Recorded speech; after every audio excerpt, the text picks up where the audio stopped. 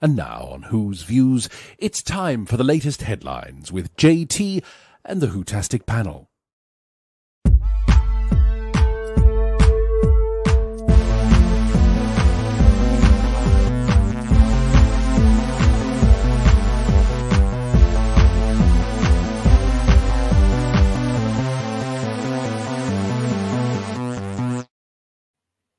Hello, yes, it's us here at Who's Views yet again. Hello, everybody. Nice to see you. Thank you for joining us. This is your headlines. And have you heard? AI, it's everywhere. Yes, it's like some sort of artificial rash. The BBC's using it. Ian Levine's using it. Everybody's using it, including our very own garbage. We're going to be talking about all of that later on in the show and the effects it could possibly be having on BBC social media. We're also going to be talking about the wheel. Thrilled. And did you see the Oscars? No, neither did I. But these two might have done. Let's bring them on now. We've got Paul and we've got third Dr. Ian. Did you two see the Oscars? No. Oscar who? Oscar who? Well, Oscar apparently is that little statuette that they give away to all these pretentious people who tried to say that they're doing a job over in Hollywood. Yeah, that one. Yeah, we'll crack on. We'll get straight into this. Hello to everybody watching. Nice to see you. We will come to you very shortly. Let us know if you saw the Oscars, because of course, Ncuti Gatwa was there, wasn't he? He was, yes. Yeah. Shocker.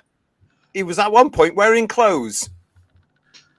I was shocked when I saw the photograph of him in that lovely tuxedo. I thought, that's better. Keep your clothes on, please. Well, yes. If you didn't see him, because you might have blinked or something, here he is here. There he is, there on the left. Can you see him? They did a dance thing with Ryan who's in the pink there, for that Barbie film, which I never saw and doesn't interest me at all. So I don't know if any of you have seen it. But they did this big song and dance thing, didn't they? And there was Ncuti, because apparently he played one of the Kens in the film. And they did this big thing, and there he is there in his sort of tuxie thing, because they were all dancing there. Did any of you see that? No, didn't see that either. I heard about it. It actually looks a bit like a homage to Material Girl by Madonna. Don't you think it looks a bit like that? It's very similar. Yeah. I saw something like that on social media where a Madonna fan had taken the Material Girl song and actually played it over and edited some of the stuff, so it actually looked really similar to that classic video. Very clever stuff, but well done to the Madonna fans for doing that. Well, anyway, yeah, that was Ncuti. He was there. In a blink and you'll miss him. But he did, of course, take to the catwalks of the Oscars later, and here he is. Look, after having said last year, I don't really like shirts, he actually scrubs up very well, doesn't he? Here he is here. Look at this. It's very smart. Very nice, yeah. Very sharp. Yeah.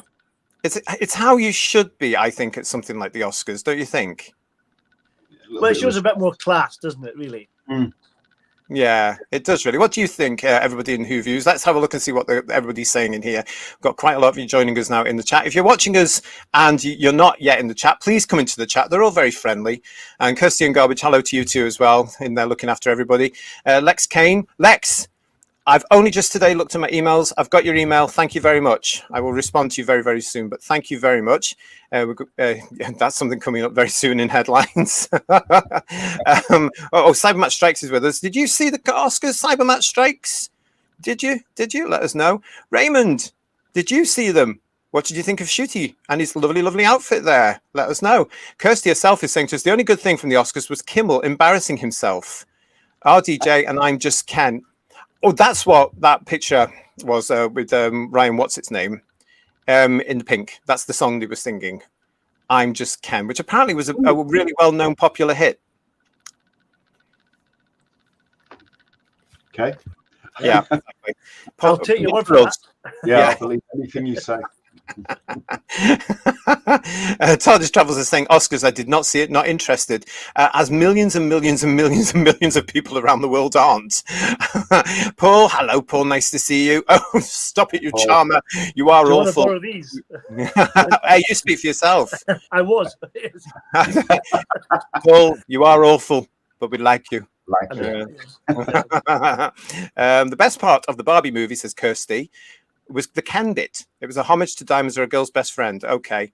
Woodhouse 122 saying, hello, evening all. He's a bit late. You're not. We've already just started. Don't you worry. Don't you worry. Sam, no, he forgot all about the Oscars. Yes. Funny, And down up, Ken, greetings from the lost realm of Gwent. Did they get the Oscars in Gwent? Let me know. Hello all, says the lovely Bedouin. Nice to see you. And oh, look, here's Teddy Reggie Rock's channel with our Phil. Hello, bit late, but hello all. Hello, Phil. What else? Blue Worm is telling us I can't remember when last watched the Oscars or cared about it. Yeah. And Bedouin is telling us here, I looked for the Oscars on Monday and it wasn't to be found. Usually there's a recap show at a more respectable time for UK viewers, not this year, it seems. Possibly because nobody really cared. That's the possible, isn't it? So that's it. But yeah, well, no. So what we've got here, as I say, this is what he was wearing. I think this was the beginning of the evening, and it made some headlines here. Oscars 2024, Doctor Who, Ncuti Gatwa speaks out on whirlwind moment with Ryan Gosling. That's it. Sorry, Ryan. Ryan Gosling was joined on stage by 65 Kens as he... That's quite camp. Ryan Gosling was joined on stage by 65 Kens as he performed I'm Just Ken at the 96 Academy Awards on Sunday night. Was Ken Barlow there? Was he singing and dancing? I bet he was. Well, I think Barbie's a very camp film, JT. Doctor Who star Ncuti Gatwa has given an insight into Ryan Gosling's show-stopping performance of the song I'm Just Ken from Barbie at Sunday night's Oscars. The Rwandan Scottish actor was one of 65 Kens who took to the stage as a backing dancer for the performance. He appeared in the movie as one of the many Kens in Barbie Land, so his appearance wasn't a total surprise to fans of the flick. However, he did admit that it had been a whirlwind. Okay. We got the call, I think, last week. I flew in on Thursday, rehearsal Friday, Saturday, and on stage Sunday. So a whirlwind. A Ken, a pink whirlwind, Kennedy. He laughed, referencing the phrase made popular by the movie. Not that popular, I've never heard of it. By the time he was chatting to a breakfast reporter, he had changed out of his performance outfit into a striking cropped silver breastplate for the after parties. Another movie Ken strutting his stuff on the stage was Kingsley Ben-Adir. He has been coy when questioned about it on the red carpet earlier in the evening, refusing to confirm he was taking part until his appearance on the stage. So that was the height of it, really. You know, he was there as one of 65 Kens doing a dance routine and having a jolly, jolly time. And then he did go to the party afterwards. Yeah. Now, obviously... You thought it was safe, yeah. I know I should have put a warning up there, shouldn't I? Shock, horror, warning. Now, this was obviously to protect him from all the lovey-dovey admiration and all the you're wonderful, you're marvelous, and it can be repelled, bouncing off his chest armor here. Look at that. I mean, is it me or are these designers going crazy? What a polished tit. Goodness me. What do you think about this in the chat, Who viewers? Is it just us? I'm hoping he got paid money to wear it, to be fair. I'm sure Vanity Fair probably slipped him a few bob, probably. Oh, he certainly won a bet anyway, didn't he? I mean, he'd got, like you say, I think he has, yeah. Somewhere. Yeah. I mean, you know, the thing is, well, they don't get paid for these things. They sort of it's like a sponsorship in a sense, isn't it? Yeah. Remember when Joan Rivers used to do it and she'd say, who are you and who you wearing? Yeah. Oh, we need her back in the world now as well. So he'll get all the breastplates he wants to wear from Vanity Fair sponsorship, probably, yeah. Yeah, that'll be his next Doctor Who costume, no doubt. TARDIS Travels is saying to us here, I take it they have finished filming Doctor Who season 2 as he's got time to fly over to America. Well, no, it doesn't have to be good. Yeah. He's only doing 8 episodes, for goodness sake. It's hardly a full season, is it? Let's be honest. Oh, yeah. We've got that. He's trying to tap Gosling up because he's a big fan, isn't he? Apparently so. No, really? Yeah. Really? I don't know if he is. Ryan, if you're watching this, come on the show and prove to me that you're a big fan. We will decide that. Absolutely. What Bedweir is telling us it's fashion, allegedly. Allegedly, yes. Yeah. And Paul is telling us Ncuti dressed as a Raston warrior robot. Oh no, they've ruined them now. Raymond is naughty. Raymond is saying, if you're listening, if Ncuti was candy, he would eat himself. The jokes that are going through my mind now, but we'll move on. Yeah. But I do want to thank Kirsty, our very own Kirsty, as well, because she was saying to me that thing that Ncuti was wearing, that that chest plate, that breastplate, it's familiar. And I said, "Oh, is it really?" And she went, "Yeah, I've seen it before." And I thought, "All right, okay, rent a chest plate, that obvious place in LA." But no, she came back and she said, "Oh no, I know where it was. It was this." Now this is, of course, Zendaya, the actress who's currently starring in the fabulous June Part 2, and that's what she's known for at the moment. But is this a trend for these people now? Are they all wearing these sort of weirdo? I like the color. I mean, she gets away with it in my eyes, to be honest. I think that's really good. Well, she has Dalek bumps, doesn't she? Yes. But you can see it. I mean, is this the thing now? Because when she came over to do the premiere of June Part 2 here, she wore that full sort of armor type thing that certain performers were doing in the 80s and the 90s.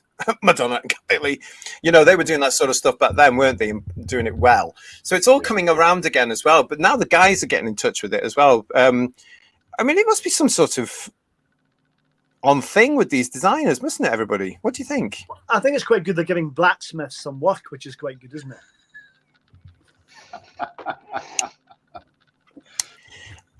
Who books it up before they go on stage? I imagine somebody's there with a power tool with that furry end on it, just giving it a good, It's getting very dodgy, this show already, isn't it, Who viewers? It really is. But as Kirsty is reminding us, gentlemen, it's a family show. Oh, dear. Garbage, he's saying to us here, He-Man. in relation to what you were saying, Paul. Oh, has he disappeared? Here he is. He's coming back now. There he is. In relation to what you were saying, Paul, Cybermat Strike said Gatwa's is bigger. True. Yeah. The chrome polishers are doing a roaring trade, says Garbage. Brasso is available, and so are other metal polishes. Yeah. So.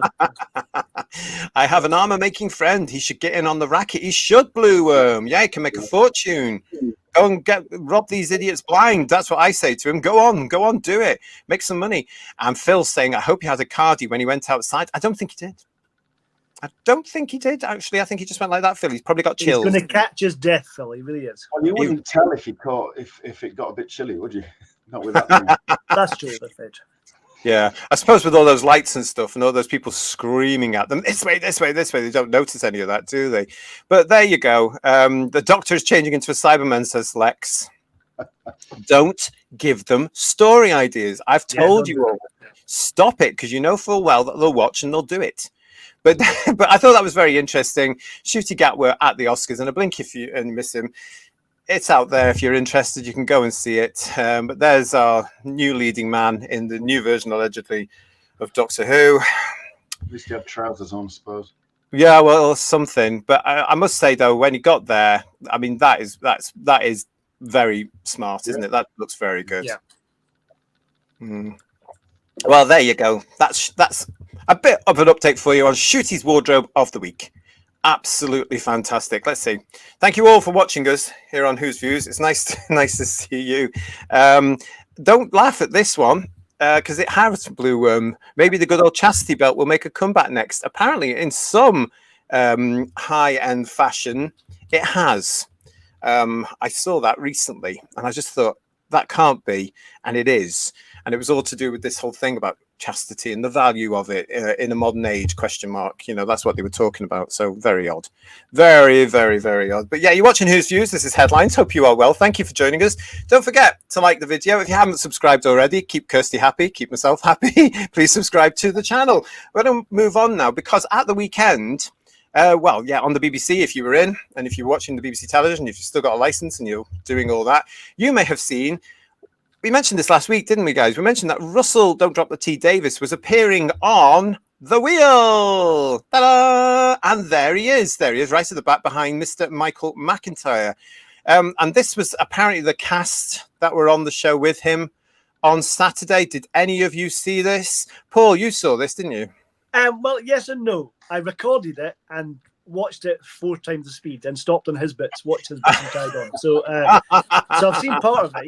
Yeah. I was doing what young fans do. They fast forward programs you're bored with. So I do that. So apparently so. Allegedly so. I did see it. For those who have not seen the show, they have so-called experts in their field on this program. So they have categories that are your expertise. So Russell's category was Doctor Who. So it's a Doctor Who question.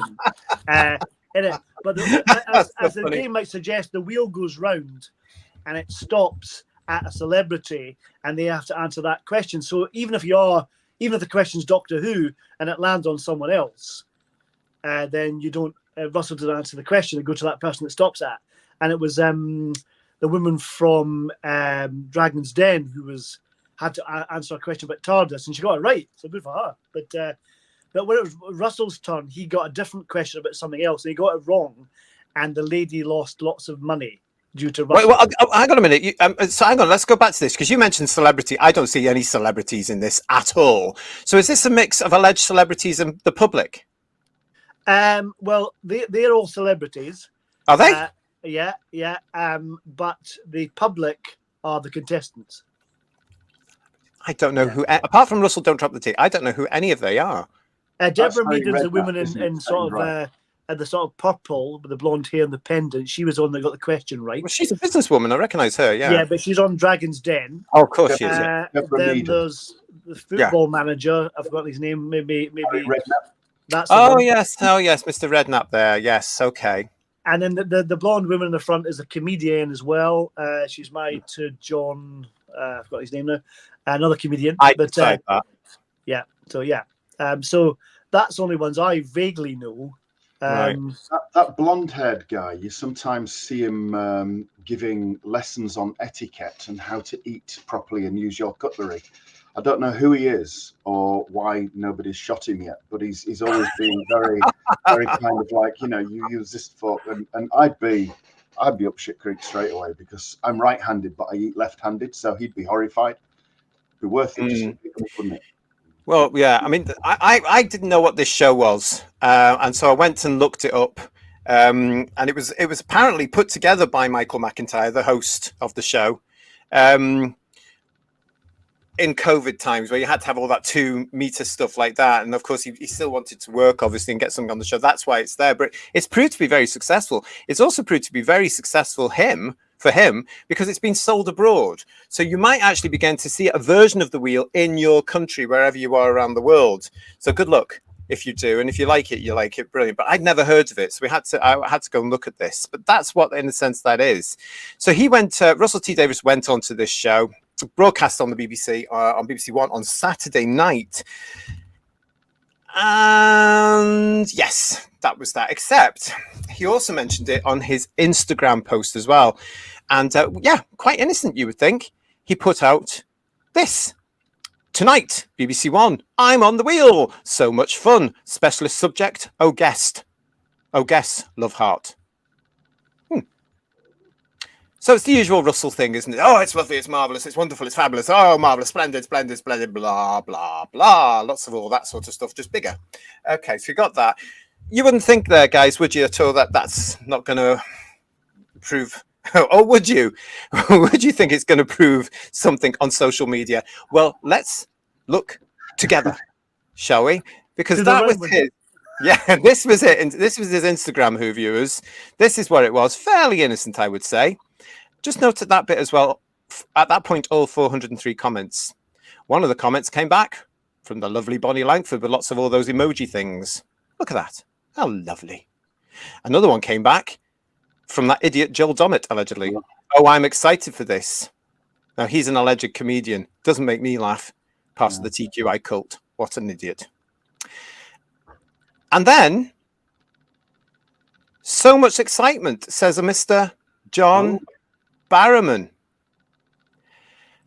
And then, and bearing in mind this is social media, everybody, guess what happens next? He replies. And he says to Mr. Barrowman, it was so much fun, emoji thing, kiss, kiss. And as you can guess, that didn't go down with the people that purport to support Russell Don't Drop the T at all. Let's look at what they said, shall we? Some of these have been edited because they were very, very bizarre. First, the Millie Gibson thing, said one, which RTD did nothing about, just letting her get slandered by the press using AI in official content. And now this, yeah, IDC, which I believe stands for I don't care. I need this man booted off the show. The cast and crew deserve a better showrunner than this. Welcome to our world. We've been saying this for quite a while. Yay, nice to see you. It goes on. This is somebody else just hoping and praying that RTD knows how much of an insufferable he is and is just keeping up appearances to not enrage Barrowman, but still not awesome RTD. And another one. When are we all going to agree that RTD coming back wasn't the best idea? We've been saying that for ages. It continued. Here's a couple of the other ones. I don't think I have faith in RTD anymore. What's weird is RTD doesn't follow him on Instagram anymore, but still is willing to interact with him. Right. Now, this is just typical hypocrisy, isn't it? Yeah. I mean, we've seen this happen all the time. These people, these adults, for want of a better word, are trying to push agendas, are trying to sell agendas. And we all know what Russell Don't Drop the D is doing. We all know what that's about. It's in the show. It's been pushed into the show now as well. It's all there. A lot of the people around him are also going go with all that. We've talked about it many times. And it's been hooray, hooray, hooray, hasn't it? You know, it's been quite sickening, really, from all these people. And then suddenly he replies to John Barrowman and all hell breaks loose for them. And now they're coming back saying what we've been saying. He shouldn't have been given the show. He shouldn't come back. And so what do you guys make of this? What you know, this is just bizarre, isn't it? It is really bizarre. What I think is, we've said it many times before, that they just eat their own, don't they, eventually? Yeah. Which is sad, really, but they can't stick to their principles, really. But the thing about it is, I actually quite pleased that Russell even responded to John Barrowman, because I'm quite surprised by that. I thought he would have just blanked him entirely. So the fact he's even just opened up to him and said, hi, that's great, because I feel really sorry for Barrowman and all the hassle he went through, which is bloody awful. But we've been saying this all along, guys. You know, we don't think Russell should be on the show at all. I think Russell T Davies is in a bit of a spot, isn't he? Because, you know, on one hand, I don't know if he unfollowed Barrowman. He probably did. It's the kind of thing that he would do. But all the stuff that Barrowman was allegedly doing happened on Russell T Davies's watch. Yeah. So he has a level of responsibility that he can't duck or shirk or dive from in any way. But yeah, like you say, Paul, they do ultimately eat their own. And if they end up just destroying each other, well, it saves us a job, doesn't it? I mean, and we at least get to enjoy it as a spectator. Yeah. But it shows that they love each other and they're sycophants towards him, as long as they are all the same, with the same message and the same words in the same order for the same shitty little things. And as soon as there is a deviation from that, it's not a kind of, don't really like that or whatever. It's bang straight in for a full-on assault with everything they've got, which isn't very much apart from hurty words. And of course, if you can cope with hurty words, then they've got nothing. And it's quite funny. It's quite funny. I think John Barrowman's had a bit of a hard time. Really. Yeah. And in the same way, to be honest, that I think Noel Clarke has. But, you know, Russell T Davies sat back and let all that happen. He sat back and let it happen to Noel Clarke. And like I say, it all allegedly happened on his watch. So, you know, but yet he was allowed to ascend to further dizzy heights, wasn't he? Yeah. It's never been fair. The hypocrisy is stunning. We've spoken about the hypocrisy of this show today on previous shows, and we are going to continue to do that, I am sure, as we carry on hearing about stuff. But this just made me laugh, because, again, it was one of those things. Why can't these people just see what they're dealing with? It happened recently with Georgia Tennant, didn't it? That's one of the most recent examples where she said something which didn't go with the what's the word? The dictate. and she had to close down her Twitter account just like her father did. You know, and she's now on Instagram alone. You know, that's it. That's where they go for now. But they're on Instagram as well, people. You're not going to get away from these. The art of agreeing to disagree and the art of democracy is dead, because this new lot coming in, if you do not toe the party line, if you do not do what you are told, you will be bullied, victimized, and cancelled. They will get you. It's as simple as that. And this is, I just don't understand why he is pandering to this and allowing the cult, if you like, that is around him to continue to do that, when he's now getting all this nonsense coming through as well, because he said, I mean, it's like when we spoke a few weeks ago about RTD's friend Helena Bonham Carter. And when they talked about, oh, yeah, we'll find something for her in Doctor Who, which he can do, of course, and which she would want to do, they got at that saying, no, because she's anti-trans or she's transphobic or all any of this nonsense, isn't she? No, she's not. She's just a woman standing up for women's rights. So, no, she's not. She's made that perfectly clear. But that never gets to them, does it? It never gets to them. But he's quite happy to actually look at this and to just turn blind eyes. And they're all happy to turn blind eyes in certain circumstances, but they will like to take credits, won't they? Like the whole thing that he got over that bloody awful episode of the Star Beast. You know, he was adored by a minority there for a few weeks, and that's the same minority that is now getting at him. You know, and really, it just makes me bizarre. Cybermatch Strikes, guys, is asking us, was that a quote from Eccleston? Garbage is saying, RTD, don't drop the tea, but drop the wheelchair. Paul is quite rightly saying, get over the Barrowman hate. It's done. He's fab. It was 20 years ago. It was ridiculous. And they dug it up. It was nobody's business. It was dealt with at the time. It came from a whole time when gay men were actually empowered sexually as well. That's what I'm going to say about that. We were confident at that point. We were coming off the back of the dark times, to be dramatic. We were confident. We were out. You know, we were there, we were present, we were in workplaces, we were getting rights. I mean, this is what these new lot don't understand. They don't understand that they're very, very privileged and they're very, very lucky. The new lot, are this the imaginary new audience we're looking for, is it? Exactly. Exactly. That's what they're looking for now, aren't they? And they're looking for that from everything. We're going to be coming on to talk about social media and that a bit more in a second.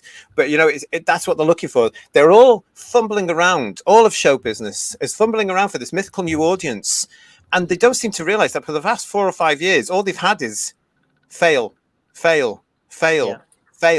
because their mythical new audience is there. And I'm going to say it. Look at poor old Madam Web. What a flop that was, because that audience that they thought they were making it for doesn't exist. And you get something like June Part 2, huge success, because people think, oh, that's entertaining, and I have to think about it when I go. It's not getting preached to. I'll just go and listen to it. You know, what does it bode well for? Does it bode well for the next series of Doctor Who? I don't think so. What we got here? Oh, TARDIS Travels is saying, when RTD2 stands down, I reckon Moffat will return. We're going to be talking about that in just a minute. TARDIS Travels. Yes. And Hill's telling us the whole be kind thing is more of a guideline than a rule. It's called interpretation, isn't it? Yeah. So. It is. They're always going on. They're always banging on about this be kind nonsense, aren't they? Unless it's them. Lady Gaga, yes, and that's the other thing this week, isn't it? Kirsty has just discovered that Russell follows John. I'm sure. Oh, I see. Yeah. Yeah. Okay. Oh, look at this. Oh no, she's saying John follows Russell, not the other way round. It's getting worse, Kirsty. Behave. Yes. Okay. That's all that there. Garbage is saying the Star Beast puke. Yes. Absolutely. That's the most succinct review I've seen of that pile of dross since it showed, to be honest. That could be the new title for it. That could be quite good. You know, when you fight over title names for Doctor Who stories, that's a good one. Go with that. Yeah. Never mind the Dead Planet. Yeah. But again, it just shows all the hypocrisy, doesn't it? It really, really does. And Paul is making me laugh, guys, in the chat. I'm not reading that out. But it is making me laugh, Paul. You naughty boy. Behave. if you can see that one. But this is the whole point. And on social media, you don't seem to be able to win, especially now, because there are an awful lot of people that are very, very sore. Do you remember, everybody in the chat, Will Barton? Does that name ring a bell for you? No? How about if I show you this? Yes, this is Will Barton, who was there from Survival, of course, all the way back in 1989. He's had a rough time recently on his social media. There he is there. This was something that I saw that had been retweeted. Sad to be alerted to the fact that Will Barton, Midge from Survival, spends his time on here liking transphobic tweets, says this particular person, and then put through Will's details there. No, he doesn't. No, he doesn't. It's just stuff that you don't agree with. He doesn't. He actually likes stuff that says women are women, basically. And if that's what you're calling transphobic, then you really need to see a psychiatrist, don't you, really? You know? But we all know who that is, who retweeted that. I'm never going to mention him on this show. But there you go. But isn't that... But again... Yeah, but again, it shows you, doesn't it? Somebody from all that time. But that's the other thing about social media. Putting out something like that, saying... Get at this person. Go and get at this person. And making, like they did with J.K. Rowling, targeting harassment, you know. And I just thought, again, this is bizarre of the fandom here. They pick and choose. So they got at Noel, they got at John. They're sort of getting at Russell, but not in the main, not a big here, because that will affect their favourite show, because he just could turn around and say, well, I'm not going to do any of this now. You know, they don't want to push him too far. They got a Tenant, quite rightly. You know, all this sort of stuff, you know, when it comes to doing stuff like this. So I don't know. It's very, very strange, isn't it? It's all very hypocritical. But there you go. Will Barton, hello, if you're watching. Absolute madness, a lot of it, isn't it? And this is where we come to with social media, because social media, of course, provides us with an awful lot of information. Or does it? Because as TARDIS Spider was just saying there, or was it TARDIS Travels? Was it TARDIS Travels? That was asking us there. Can't remember which one of you two it was. Yeah, the chat is moving so quickly. But one of you there was also mentioning Stephen Moffat. And this is what came out yesterday, wasn't it? This is from RadioTimes.com. Doctor Who's Stephen Moffat returns to write 2024 Christmas special. The BBC isn't commenting on the timey-wimey reports. I wonder why. I saw this, and my immediate reaction was, when will the headline come? Russell T Davies fired. Stephen Moffat, new showrunner. That'll be the next one, won't it? Yeah. Well, I saw a little bit of this yesterday afternoon and thought, oh, this is going to be... And I think this is a typo. I really do think this is somebody not doing their homework correctly, because this is one of the original tweets I saw. According to the CV of producer Alison Sterling, the up-and-coming 2024 Christmas special has been written by Stephen Moffat. And that, they've shared that picture there from the Alison Sterling's online CV, where, as you can see there, it's a Series 15 Christmas special. Director Alex Pillai and writer Stephen Moffat. Now, there are certain things where you can actually say innocent mistakes will happen in this day and age. Maybe just somebody... Stephen Moffat was in that position once. Well, maybe they just haven't updated it. You know, that was happening in Stephen Moffat and Chibnall's days, where you still saw RTD's name credited down to these sort of things. So let's have a little bit of common sense here, because Stephen Moffat has gone on record saying he doesn't think he's got it in him anymore to do any more Doctor Who. And also, in a recent edition of Doctor Who magazine, Russell did confirm that he was writing at that time the 2015 Christmas special, as he does, saying it was very busy and it's big and all this sort of stuff. So that doesn't look, everybody, like it's true at all. But again, it just shows you the social media aspect of this, doesn't it? No wonder Mr. Moffat there's looking a bit sort of, nah. What do you guys think? Well, like I said, I'm surprised there's not been an outcry thinking Russell's been fired and he's been replaced by Moffat. It's only a matter of time before that happens, surely. Yeah, be a fun the response, not the actual event. Despite that, TARDIS Travels is saying to us, I think it's going to happen. I think it's going to come along. I don't think he's going to get the chance. I think Russell's going to put it into the ground, nail it up and bury it. It's halfway there, let's face it. I don't think anybody else is going to get that. Hello to Data Debaser, nice to see you. Thanks for joining us. Lovely, lovely, lovely. Garbage is saying, I looked at this report on the Radio Times website. That website is a joke. Pop-ups and ads everywhere. I hate that site. That is one of the things about the Radio Times site when you look at it, isn't it? you can get caught in one of those infernal loops where you don't want to buy a shower curtain. Yeah. You know, it's just, oh, just give over. Leave us alone. You know, what is this? Leave 2015 Xmas specials, says Phil. I know it's hard to believe, isn't it? Yeah, but that's what they said. But no, I think they mean whatever it is, wherever we are now, aren't we? Yeah, season 15. So it's a year. Season 15. Yes, is it 2025 or 2025? Yeah. Christmas. Yeah, I don't even know where I am today. Never mind. And Neville's joining us. Hello, Neville. It's lovely to see you. And he goes, no. Doctor Who needs fresh blood, not old mates. That's the problem with it now, isn't it? Yeah. If I get anybody else from that bloody pub coming to work on this show, I think I'm going to puke. Well, I think what they might do is they might give Russell a chance to do it again, then Stephen Moffat, and if all fails, they'll get Chibnall back. Just try and save it. Tumbleweeds. I don't think they're going to get the chance, Paul. Honestly, I think this is the last flag. I think this is the last Is Hinchcliffe available? Yeah, please. Oh, gosh. Yeah. Can you imagine what he would do with Doctor Who budgets today? Can you imagine that? That would be incredible.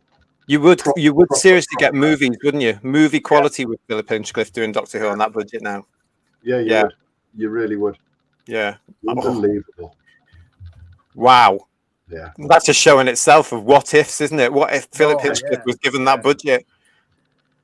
Gosh, the drama. I just finished watching season 14 on the Blu-ray because when we started reviewing Genesis, I watched all the 12, 13, finished 14, ready for season 15 next week. So I've loved every minute of it. And the Hinchcliffe stuff is amazing. Yeah. It's another level, isn't it? Forget how good it is. We've not seen it for a while. Yeah. TARDIS travels. Sorry, Ian, what was that? You're absolutely right, though. What a show that would make. But would just make it copyright Hughes views for a later one. TARDIS travels. I get the feeling you're not going to let this one go. He says, unless this is a co-written Xmas story. And Lex is telling us the last Christmas special didn't feel like Christmas at all. Well, it wasn't really, was it? It was just there. Had snow in it. Yeah. Yeah. And Blue Worm is telling us in the olden days, they got showrunners who were not necessarily Who fans, just good TV showrunners. Well, they were called producers back in my day, producers and script editors. And you know my feeling about that. I think it really needs to come back. I can't be done with all this American style showrunner nonsense. And Bedouir is saying he's excited for season 15 on Monday. Oh, that's good, isn't it? Yeah. That's good. Hopefully it will all arrive for your slots on time. But this whole thing about social media leads us on to the next point I wanted to talk about of the show and the state of social media. We've talked a little bit about that. We talked about the aspect that we all know about, the hypocrisy of it, how things can be taken out of content. We all know that there are certain aspects of Doctor Who fandom, unfortunately, who will do what we've just illustrated there and say, here's somebody that doesn't agree with what I say, get them, which these people just really need to grow up and get help. But you may have seen this already this week as well, because this week it came to our attention that the BBC is experimenting with generative AI to promote Doctor Who. And I was thinking about this. So Dr. Ian, Paul, you guys in the chat, everybody, all the Who viewers. Is the social media for the BBC in need of some sort of kick up the arse? Let's look. Now, let's have a look. We could be inside a dust cloud or a Mavity well, or all the mass and density of Mavity exits in the glove. Contradicts itself a couple of days later when it puts out, you were beaten by the Dr. Donna, the gravity of the situation. I've never been so happy in my life. We've got these. There's the famous thing on the left there with the psychic paper, which lots of fans had great fun with adding bits and pieces in. Some of them are in this channel tonight.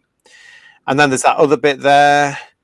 Anybody excited about any of this yet? I mean, what is all this about? All the weight is in the glove, so nothing burns, nothing pulls, nothing hurts. Ta-da!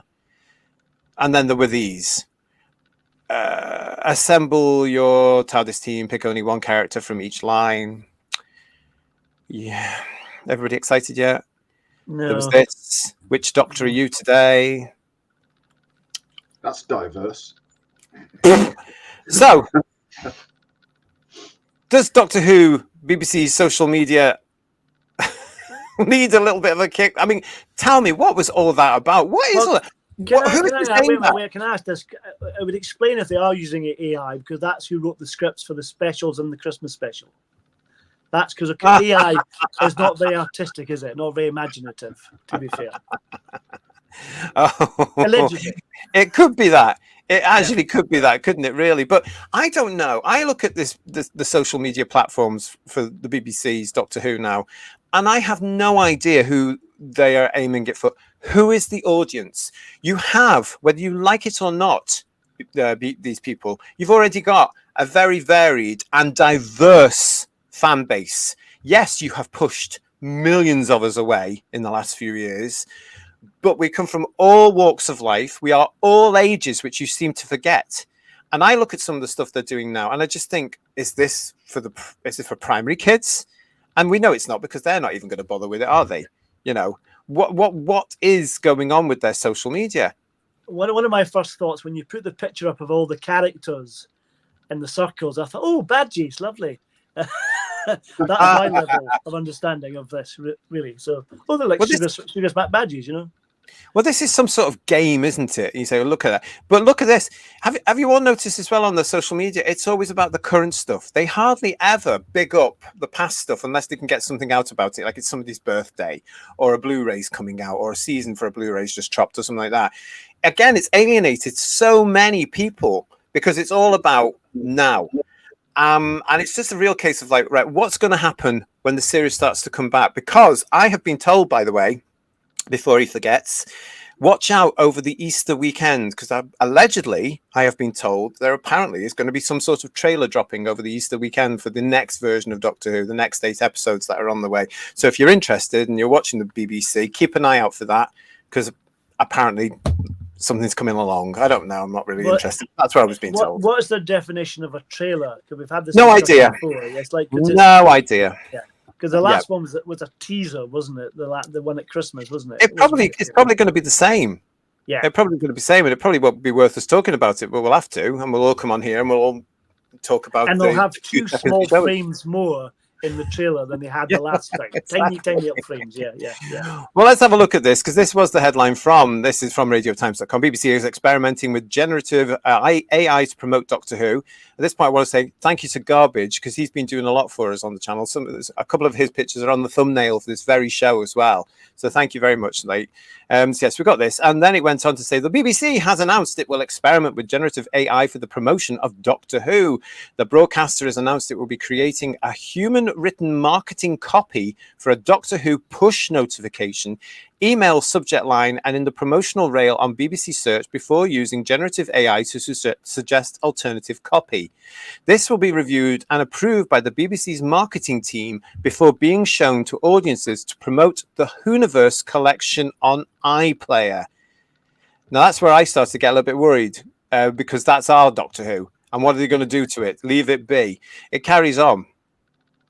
David Housden, head of media inventory at the BBC, said, experimentation is at the heart of how we approach marketing at the BBC, testing and learning on how we let audiences know what BBC content is most relevant to them, and we know they might love underpins our digital marketing strategy. I don't know what that means. Let's read that again. It's most relevant to them, and we know they might love underpins our digital marketing strategy. Okay. That was written by AI as well, wasn't it? Sure. Yeah, obviously, because it makes no sense. However, experimentation in marketing typically requires more time spent on the creative work to make extra assets. Generative AI offers a great opportunity to speed up making the extra assets to get more experiments live for more content than we are trying to promote. He continued, we're going to take it one step at a time, starting simple and learning as we go.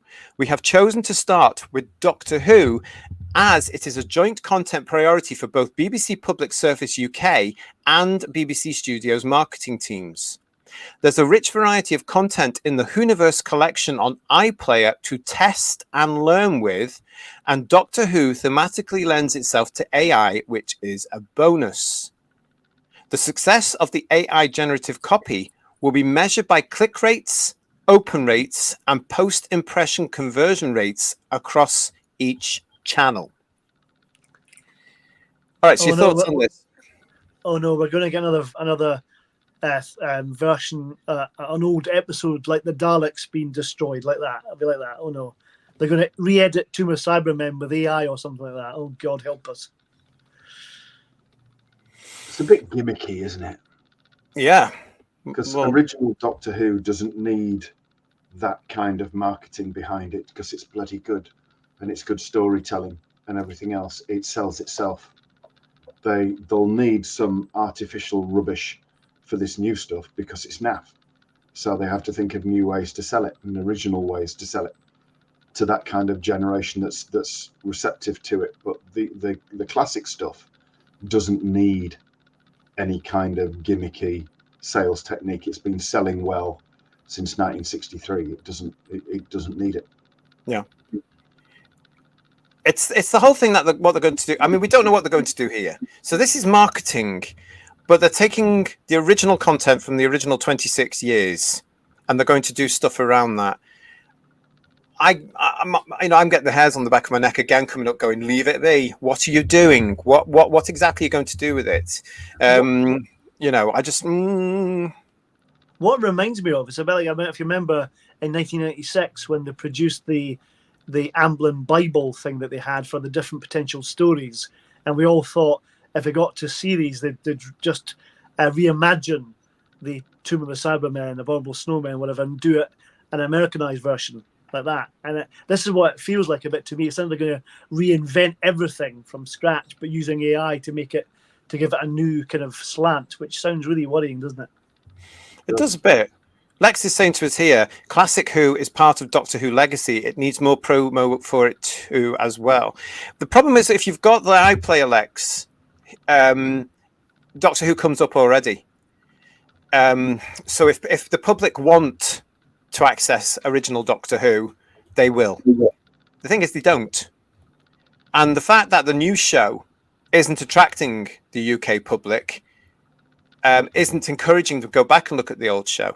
So, for example, when Doctor Who came back, there was an upsurge in people wanting to see the original show, the original 1963 to 89 shows, as people remembered. And they were, oh, hang on a minute. Or they had children that they wanted to go, oh, come and look at the Doctor, the guy that was the Doctor when I was your age, or something like that. So there was that interest. It's not actually there now because they're just not interested. So why would they go back and look at something from 50 years ago or something? So I get what you're saying. It depends on what they're going to do with it as well, really. I mean, we have to warn again, get your physical media now, buy it, and put it in the loft for safekeeping. Yeah.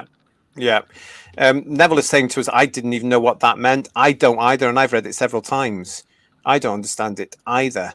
And you're all saying that the article was written by ChatGPT. Yeah, well, I don't even know what that is. It's just bizarre. The Garbage is saying to the BBC, please just make a bloody sci-fi show about a madman in a box. Yeah, it's going to cost the BBC a lot of money to do this, says TARDIS Travels. They don't have it, and it's not needed. That's an interesting comment, isn't it? It's very simple, says Blue Worm. I'd have more respect for modern Who if it didn't take pride in crapping on the classic era. That's a good point as well, isn't it? Yeah, because. Yeah, leave ours. Leave our Doctor Who alone. And Lex is saying, thank you, JT and the panel, for answering my question. You're very welcome. You're very well. Of course, we're here to do that. I just don't understand what they're going to try and do. So they're taking all this stuff, the AI as it is now, and they're going to try and promote stuff on the iPlayer with this thing that they've taken from the fans. Remember, we've got to remember that even though they've trademarked the term Whoniverse at Badwell Studios, it was made up by fans. So it's a bit naughty of them that, because it's been around for years, that term, and they go and trademark it. Yeah, well, there you go. I wish I'd done that before they had. So I just don't understand what they're going to do with it, though. What could they do? Well, if you look at that? Sorry, Paul, go on. No, you carry on. You can. Sorry, you can. I was just going to say, how would they enforce that? That copyright of Whoniverse, because. I read ages ago that in the 90s, BT trademarked the word hyperlink. Did they? That is now in common use and has been for decades with the rise of the internet and hyperlinks in documents and everything else. The internet relies on hyperlinks, doesn't it? But the term, I believe, was originally copyrighted by BT, but how would it enforce it? because everybody globally uses it everywhere. What are BT going to do? They'd bankrupt themselves trying to take. That's probably why they don't, Ian. Yeah, and it makes sense that they did, because of course, look who actually created the internet. Yeah, it was a BT employee here in the United Kingdom, down in England. Yeah, he came up with it all. He started it all off. So, yeah, they knew they were onto something big, but not as big as what it got. Yeah. So there's no way they can do that with the Whoniverse, though. I think it depends on who's using it and in what context, I suppose. Yeah. But for me, it was always a cheek that they took something, that was established by fans anyway, and said, "Oh, we'll have that, and we will trademark that." Bedweer is saying to us, using the license fee to experiment with AI for marketing purposes sounds like a good use of funds. Yeah, it's a good point, isn't it? I'm just very confused about this. So they're saying we're going to use AI. We're going to experiment with generative AI to promote Doctor Who by using the classic series and promoting the classic series with AI. So as long as they don't interfere with the content of the episodes, that's okay. If they're going to create, like say, take a Yeti from the underground, and they chose to make that interpreted by AI to make it look slightly different, that's okay as long as they keep the originals intact and don't murder them. That's okay to experiment, because that's what people do online. There's lots of people who put Daleks and police boxes and they come out really different. That's okay for experimentation, but not if it's going to be the real thing. You know what I mean? Yeah, I do. And also, it just opens up another can of worms for them, doesn't it? What they're going to be doing here, because let's face it, when they come to experimentation, they're not very successful, are they? And it's not as if I'm pointing to anything in particular at all, is it really? I mean, I'm not obviously trying to say anything at all about experimentation or, things failing. I'm not at all trying to say anything like that at all. And we're not going to point fingers out at all. But I can't imagine what you're talking about. No. I mean, come on. And that's one of those things, isn't it, really? But I just don't get it. Again, we have to wait and see, don't we? We're going to have to wait and see where they're going with this and what they actually mean. But it just set off a few alarm bells with me to say, hang on a minute, you're not looking at the new series for this. You're looking at the 26 years of the original superior series. So what we're going to do, we're suddenly going to have an AI John Pertwee pop up, are we? Or what exactly are you going to do with it?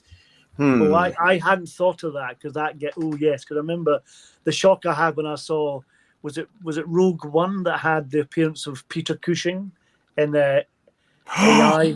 That was I'm dead, but we're still using you. That's awful. That's really awful, But yeah, and I know they go through all this thing about going to the estates of these actors and saying, can we do this, can we do this, can we do this? But that was continuity just for the sake of continuity. And don't get me wrong, I love Rogue One. I think Rogue One is the best of all the all the new versions that have come through. That one I can watch over and over again and do. The rest of it, not interested. But that one I love. But it was fan service, wasn't it? Because they set it at that particular time. They could have just had it. They could have actually just had it in the script as Tarkin was on the way, or or somewhere else, or all about Vader, or different. They could have had it. It could have worked without it, but no, they had to. They have to try on this, and that's again, at that point there, Paul. It did come, it did come into. Oh, is Pertwee or Troughton suddenly going to pop up, or Arnold something? Yeah. I think it's that's actually a good point. I hadn't really thought about that, and now I'm thinking, oh, that's even worse than I imagined. Yeah, it could be. Kirsty's saying here that could be creepy. It is creepy. Just look at Peter Cushing.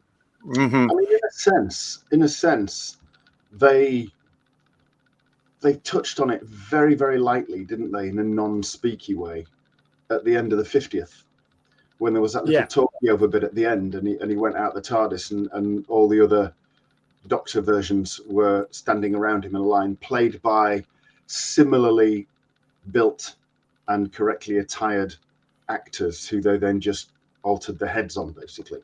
So they've sort of dabbled in that arena, but not in any great depth. It was just a kind of nice homage, if you like, right at the very end.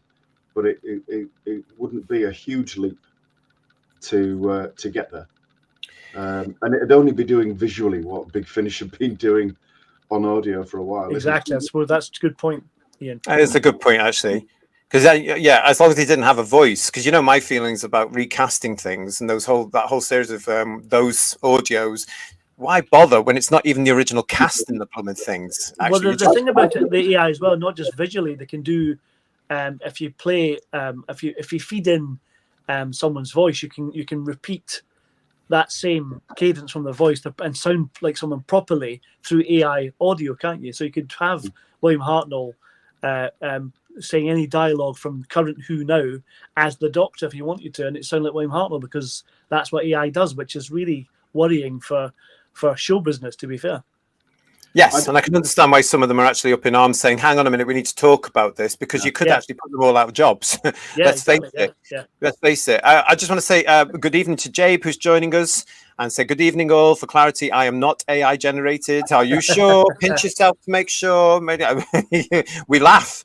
10 years time, it's going to be there, isn't it? You know, it is going to be there. And Neville's actually saying to us, guys, I can only imagine they are aiming for an immersive experience where you can select branches and experience Who as a sort of multimedia experience, possibly. Neville's in AI. I have to say that now. Just kidding. How soon will it be until AI is a personal pronoun as well?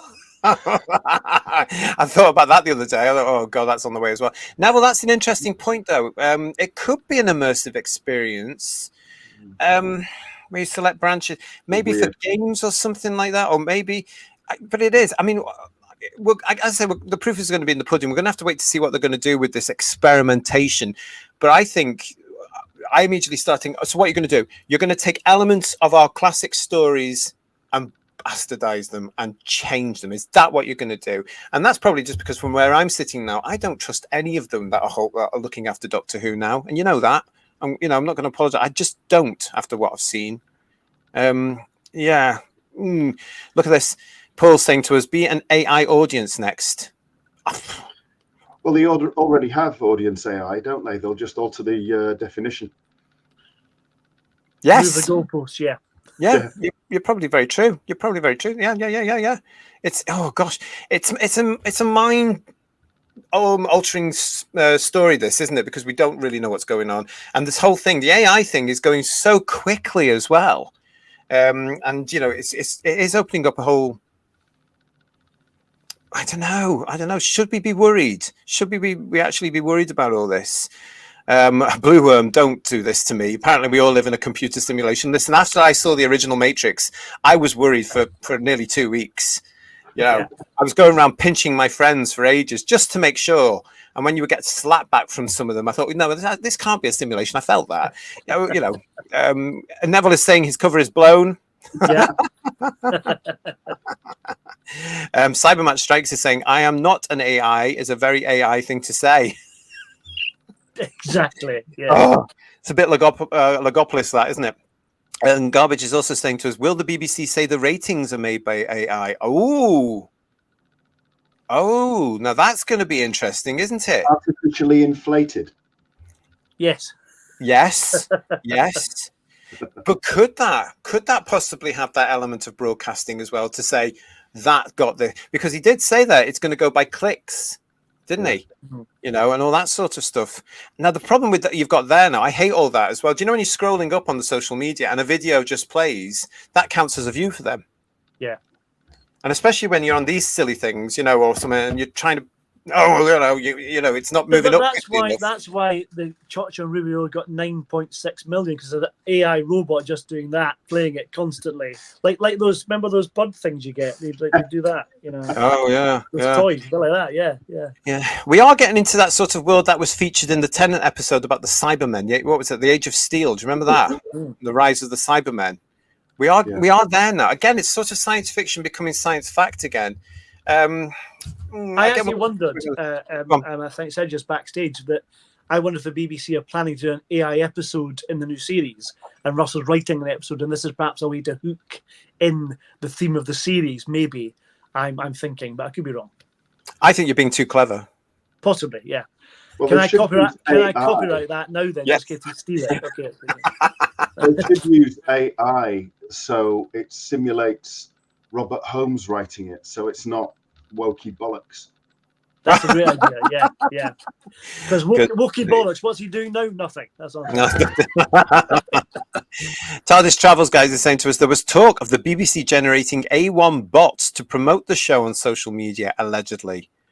Oh, see, this is all going over my head. You guys are so clever because I can't be bothered with any of this stuff. I just think, oh no, just give me a book. There is someone on YouTube, says Woodhouse122, who is using an AI voice of Peter Capaldi for an audiobook that sounds very convincing. Yes, we've done something very similar on this very channel as well, we have to say. A bit of fun, but look where it went in just those few weeks. And Dave Mullen, hiya Dave, when Moffat recast the first Doctor on television, it blew the doors wide open. BF swiftly recast the Brigadier, Sarah Jane, Liz Shaw, etc. I don't know whether there is a right and wrong here. I do, for me personally, mate, I say it's wrong. I just, you know, once an actor has passed, leave the character alone. I don't like recasts unless it's something like, you know, I don't know where you can get away with it, like one of those silly soaps. Dynasty used to do it all the time because people were chopped and they'd come back with a new face with the plastic surgery stuff. I don't know, but for me, it's a little bit disrespectful, but that's just my opinion. But it's a bit like what when Troughton Hartnell changed into Troughton. It's almost as if Doctor Who did that with William Hartnell being replaced by Richard Hundle or David Bradley. It doesn't, you know, there's no originality there. You know what I mean? It spoils it. Yeah. BBC is developing AI audiences that like their content. Yeah, and they're taking all the minority as the blueprint for it. So there'll be loads of blue rinse brigades in the audience. Lex is saying, great work, Kirsty and Garbage, looking after the chat. Absolutely. Yes, absolutely. They are in there working hard. Important parts of the team. Thank you so much. What have we got here? Oh, and Richard's just joined us. Hello, Richard. Nice to see you. Hi, Richard. Yeah, nice to see you there. But yeah, I mean, it is very interesting how this is going to come on. So we are going to be keeping an eye, obviously, on all this. We want you to as well.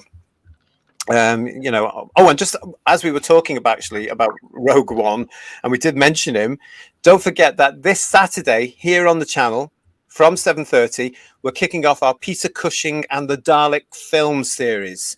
We've got 4 episodes coming your way. We're starting actually on Saturday with a tribute to Peter Cushing himself.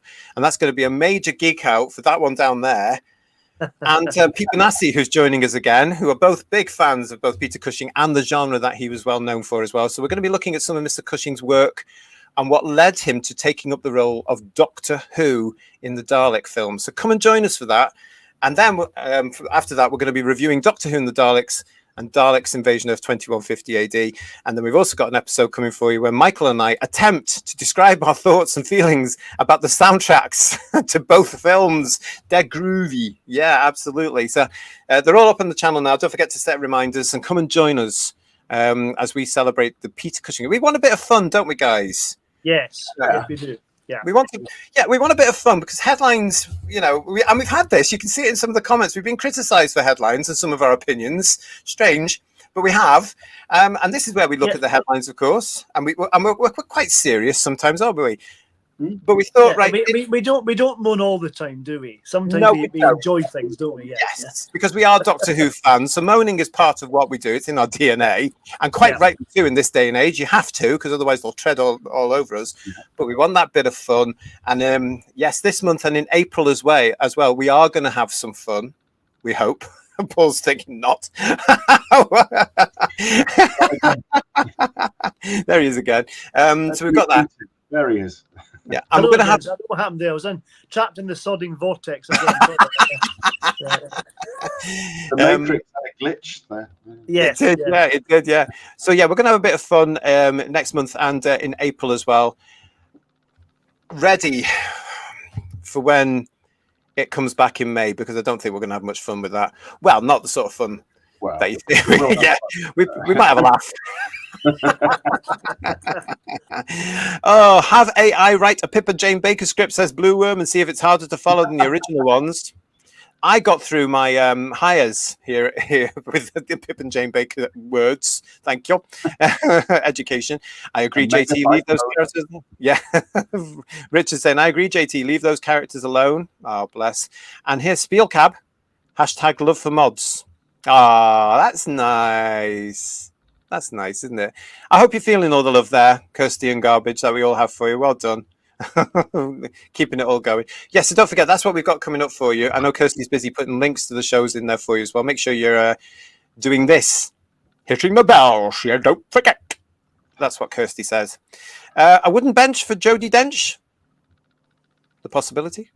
What's that mean? What's Richard on about there? I love Dame Judy, or DJ as I call her. Well, like this. Well, I bumped into her in a shop in Brighton once, literally, but that's how close we are. Mm-hmm. That was fabulous. What else we got there? Thank you very much for all. Data Debaser saying, I love the look of the Doctor Who films. Yeah. Fantastic. I hope you do. So come and join us. What? Jeremy Hunt and his Cambridge punt. Is this about the AI thing? Is that what you're meaning, Richard? I don't know. It's that's Cockney rhyming slang. I'm not sure. I don't want to know if it was. But no, it's great to see you all in the chat. Thank you very much. But the AI thing, that is a huge topic at the moment, isn't it? So they're going to be using that as a way to try and promote the original series to start with. And they're going to experiment with our beloved original series to do whatever they're going to be doing to promote it. Let's see where that takes us. That's going to be a great headline show when that eventually arrives next year, I would imagine, or whenever. I don't know whenever it's going to be. I would assume it takes a long time, but then I've been proved about that sort of stuff before. But it does bring like it's going to make Doomsday sound good, don't you think? Oh, can you imagine if they suddenly throw AI into the mix of those multi-platform nonsense? God, yeah. And you have to go and look at that as well. Can you imagine? That's going to be another thing that they'll try and flog. That's what it's all about, isn't it, with these people? It's all about money and trying to get the sales. And that leads us very swiftly onto something that they're not actually doing to try and get sales, doesn't it? And at this point, I want to say a huge thank you to Mr. Ian Levine. Mr. Ian Levine got in touch with us at the weekend after seeing our visitation show where Bedouia reported back on his trip to the BFI and seeing the animated version of the Celestial Toymaker. There's that tumbleweed again. Yes. And if you haven't seen Bedouia's report on that, go and have a look at it. It's available on the playlist. But it's a good show. And we've spoken about it. We've shown the captions before. We're not going to do any more. But Mr. Levine saw that and got in touch with us. And that reminds me, if you want to get in touch with us, you can on this whosviews1@gmail.com. I'm not on it all the time, so be patient. I will get to you eventually, but it's whosviews1@gmail.com. And that's the email that Ian used. Who was that? Nope. Okay. Well, that's the email that Ian used to get in touch with us because he told us, didn't he, guys, about how he's used AI. And now I know a lot of other people have covered this topic at the moment as well. So you've probably all seen it, which is fantastic because when we got it on whenever it was Sunday or Monday, we hadn't seen it, had we? But I sent it to the team and we all watched it. Bloody brilliant, wasn't it? Superb. I have to say, as you all know, I'm a hooer for a missing episode story, I have to say, and I love any little hint of anything I can find. And I know now the fact that anything's going to come back at any point is probably not very likely, but fingers crossed. But this is a great step in the right direction to try and resurrect them. We talked about, not using Hartnell or Troughton or Pertwee for the BBC's benefit. But if they recreated an episode from AI, from what the soundtracks we have with the missing episodes, that's okay. That's allowed because we've already made them, but the BBC junked them. So that's okay. I'd let that happen. I agree there. For me, use AI to recreate the actors that have, not just the ones that have passed away, because obviously the others are very, very old now. So just use AI to recreate the episodes that have already gone, scene for scene as they already went. None of the Celestial Toymaker rubbish that they've done. Scene for scene as it was, exact same soundtrack, exact same words, exact same incidental music. Keep it like that. It'll be pristine. It'll be there forever. No problem with that at all. But anything stepping outside the bounds of that, no, I've got huge misgivings. Yeah. And this is a step in the right direction. Ian's work on this is really, really good. And his team is working with him. I think there's a way, this shows how far it's come since previous attempts at doing this kind of stuff.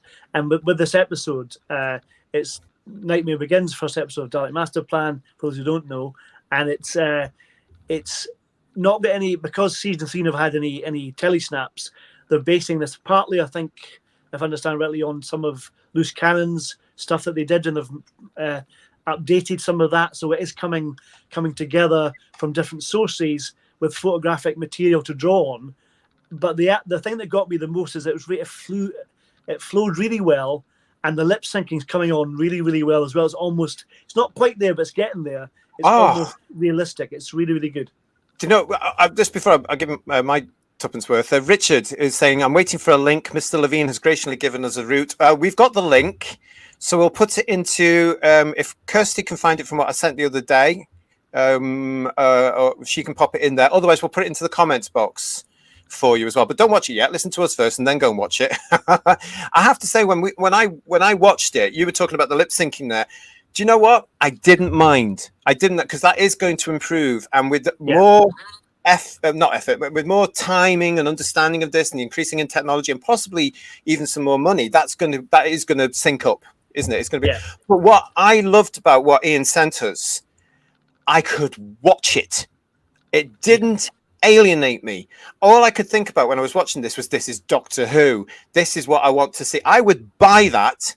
I would sit down and I would watch it happily, because it's not an interpretation as such. It's not some pretentious arty-farty college student coming in and saying, oh, we can do this and look at this and let's do this and let's change this aspect of the story.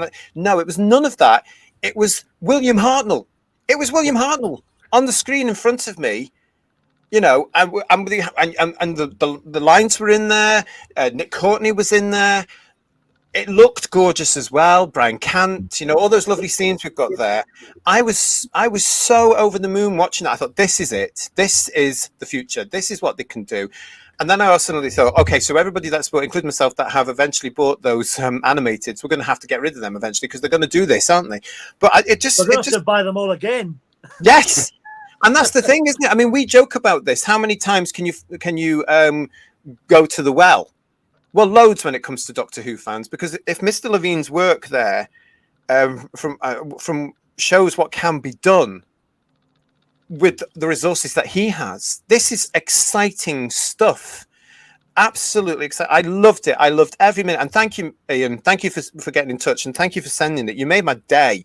You really made my day, because that Celestial Toymaker thing really, really got to me, as you know, because I went off on a rant, didn't I, guys, on the show? And this, I sat there, went,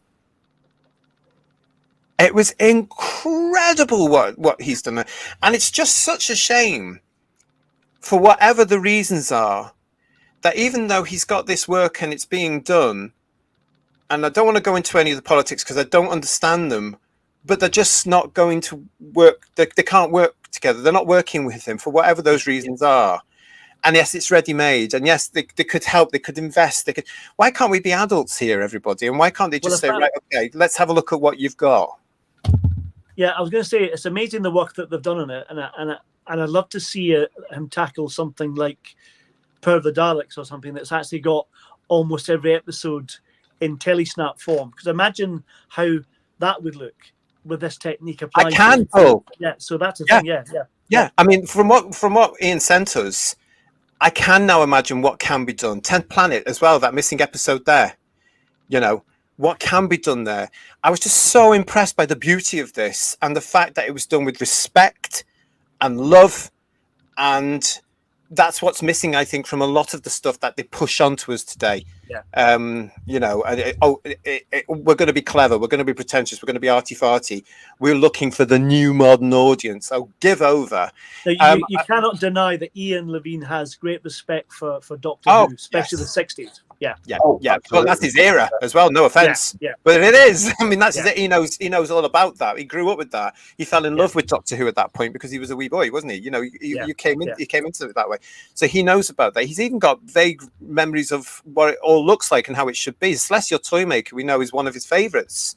So I can understand why he's in the same boat as all of us by going, actually, this is rubbish. What are you doing? When he could do, or what they could do, is work together, surely, to present something where, you know, as Badweir was saying in our visitations, Carmen Silvera is actually in the show. You know, that wonderful, beautiful actress that we all know. Cybermat Strikes is saying to us, I saw it yesterday and thought it was very watchable for a classic audience. That's the thing. And it's also broadcast quality, yes, okay, it'll probably go on to BBC 4 because that's the arty thing. But you could put it onto BBC television, and you could certainly put that quality onto the iPlayer, couldn't you? And but I tell you, as what I was watching this, I thought, now that's what I want as a fan.